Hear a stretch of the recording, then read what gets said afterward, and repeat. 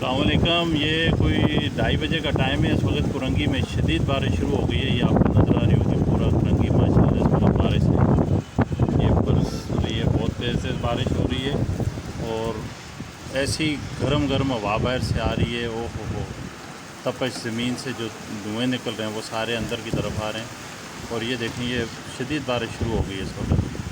तेज़ तरीन बारिश है कराची के अंदर इस वक्त। ये कुरंगी 5 नंबर के एरिए में ये आपको यहाँ पे अंदाज़ा हो रहा होगा कितनी तेज़ बारिश है।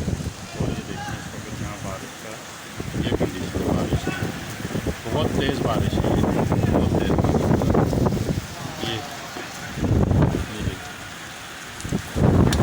हो गया है और क्या आप देख सकते हैं बड़ी तेज़ बारिश हो रही है।